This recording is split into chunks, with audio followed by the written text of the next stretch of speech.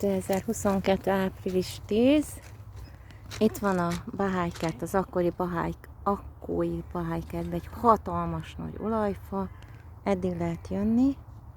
Körbejártunk mindent. Arra voltak a muskátli özöne. Ott van a lépcsőzetes muskátlik. És így. Itt is ez gyönyörű kapu.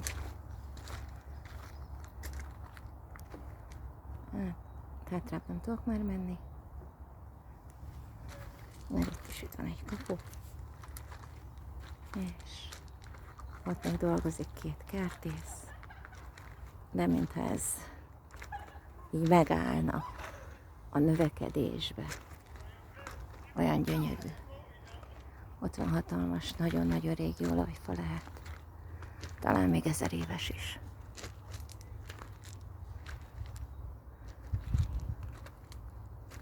Ha nem több.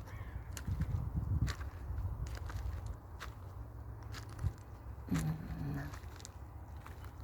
És akkor.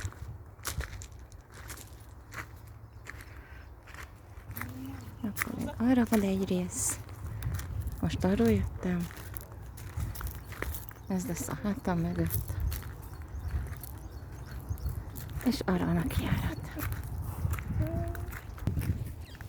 És akkor a kifelé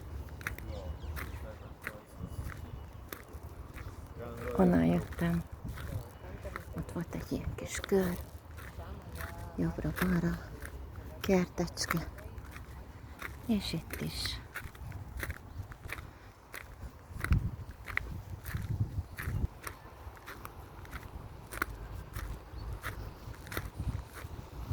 Ez a majomkenyérfa.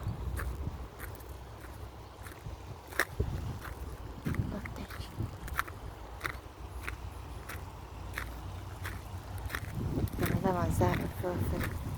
Kis lépcsők, levendula. Nagyon finom illata van.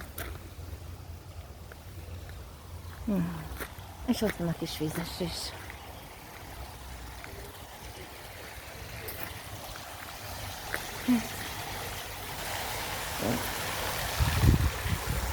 Kis levendulák. Másik oldalon is.